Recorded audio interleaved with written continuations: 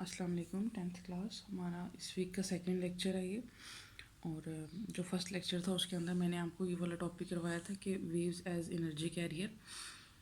इसी से रिलेटेड एक मैंने आपको करवाया था बुक से एक एक्टिविटी विद एग्जांपल आप लोगों को समझाई थी ये वाली। ठीक है, कोर वाटर वाली जो एक्टिविटी थी जिसमें थे हम एक स्टोन जो है वो एक पत्थर जो है वो फेंकते हैं एक तालाब के अंदर। ठीक है, तो उसका जो क्वेश्चन पेपर में आता है वो कुछ इस तरह आता है, waves are the means of energy transfer without transfer of matter. कि वेव्स जो हैं वो सिर्फ एनर्जी को ट्रांसफ़र करती हैं, किसी मैटर को ट्रांसफ़र नहीं करती। Justify this statement with the help of an simple experiment. इस स्टेटमेंट को एक सिंपल एक्सपेरिमेंट से आप जस्टिफाई करें। ठीक है, तो water waves as carrier of energy ये मैंने आपको पढ़ के बताया था सारा। The water waves are transfer waves, they consist of crust and trough, they also transfer energy from one place to another. We can explain it with the help of following experiment. कि जो water wave है वो transfer waves हैं, उनके अंदर crust और trough बनते हैं और वो एनर्जी को सिर्फ ट्रांसफ़र करती है, मैटर को ट्रांसफ़र नहीं करती। और ये एक एक्टिविटी है जिसमें वो बता रहे हैं।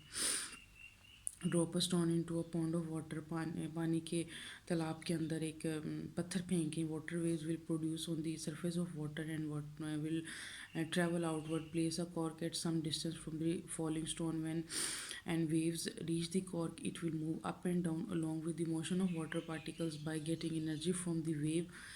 This activity show that water wave will like other waves also transfer energy from one place to other place without transferring matter, and that is water in this case. अब वो कह रहे हैं कि जो आपकी हैं एक्टिविटी जो मैंने आपको ये समझा दी थी बड़े अच्छे तरीके से कि हम एक पॉन्ड है उसके अंदर पत्थर फेंकेंगे तो क्या होता है पत्थर फेंकने से कि आप देखेंगे कि उसके अंदर वेव्स प्रोड्यूस हो रही हैं ये। तो फिर तो कुछ फासले पे आप कॉर्क रख सकते देख सकते हैं कि जब वेव उस कॉर्क के करीब जाएगी तो वो क्या होगा, एक दफ़ा ऊपर और एक दफ़ा नीचे होगा और फिर दोबारा अपनी जगह पे रहेगा और वो वेव जो है वो फिर अगले पार्टिकल्स में ट्रांसफ़र हो जाएगी। तो इस तरह जो है वो एनर्जी ट्रांसफ़र होती है, मैटर ट्रांसफ़र नहीं होता। ठीक है, आज का जो हमारा एक और क्वेश्चन है बहुत इजी और बहुत आसान है, छोटा सा नोट है कि what is meant by wave equation, derive relation for wave equation.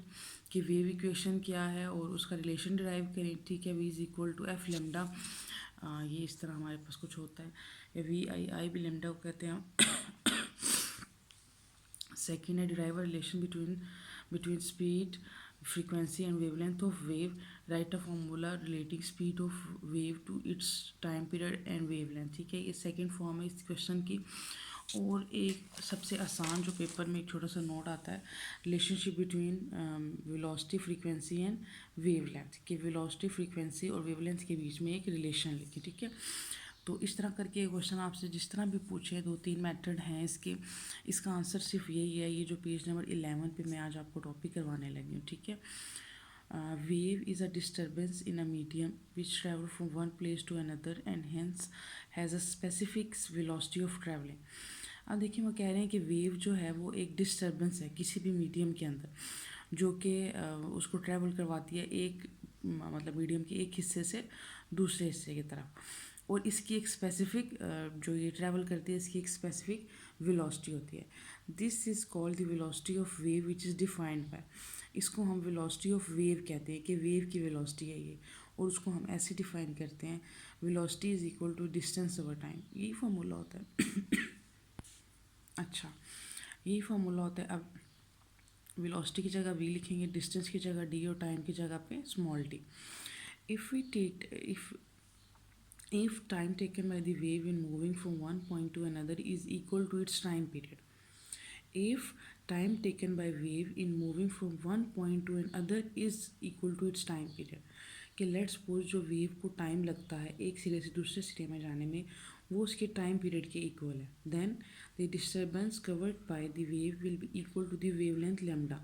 फिर जो फिर जो distance, then distance covered by the wave, फिर जो वेव डिस्टेंस कवर करती है उसको हम कहते हैं कि उसने कितना डिस्टेंस कवर किया, 1 लैम्डा। अगर उस वेव का जो टाइम है वो उसके एक सिरे से दूसरे सिरे में पहुंचने का जो टाइम है उसके टाइम पीरियड के इक्वल हो, तो हम कहते हैं कि वेव ने जो डिस्टेंस कवर किया वो कितना किया, 1 lambda.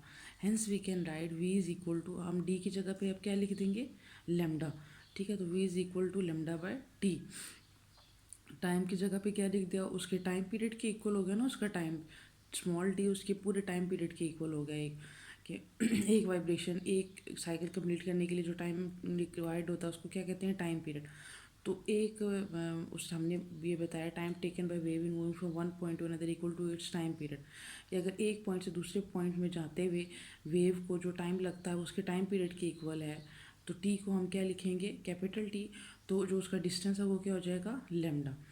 But the time period T is reciprocal of frequency. अब हमें पता है कि ये जो टाइम पीरियड टी होता है इसको हम कहते हैं 1/f, या f is equal to 1/t। तो हम यहाँ पे 1/t की जगह क्या पुट कर देंगे, f। तो हमारी इक्वेशन बन गई v is equal to f lambda. Is true, ये जो इक्वेशन है ये both longitudinal and transfer wave दोनों के लिए ट्रू है। ठीक है, उसके बाद ये छोटी सी एक एग्जांपल है, 10.2, a wave moves on a slinky with frequency of 4 Hz and wavelength of 0.4. What is the speed of wave? Speed of wave निकालनी है, v निकालना है, f गिवन है और लेमडा गिवन है। ठीक है, एफ और लेमडा गिवन है, v is equal to f lambda होता है, एफ की जगह उसकी वैल्यू, लेमडा की जगह उसकी वैल्यू, और उसको मल्टीप्लाई करेंगे तो v आ जाएगा 1.6 मीटर पर सेकेंड। ठीक है, तो ये आपका छोटा सा टॉपिक था जो कि आज हमने इसको कर लिया कंप्लीट। इंशाल्लाह नेक्स्ट वीक में हमारा एक थोड़ा सा लेंथी और अच्छा खासा समझने वाला टॉपिक है, रिपल टैंक। तो इसके लिए थोड़ा सा आप लोगों ने होमवर्क करना है कि आपने इस टॉपिक को वीकेंड पे खुद से थोड़ी सी रीडिंग करनी है ताकि आप लोगों को कुछ टर्म्स इसकी समझ आए। ठीक है, फिर इंशाल्लाह मैं आपको नेक्स्ट वीक में वाला टॉपिक कंप्लीट करवाऊँगी इंशाल्लाह। ओके जी, अल्लाह हाफिज़।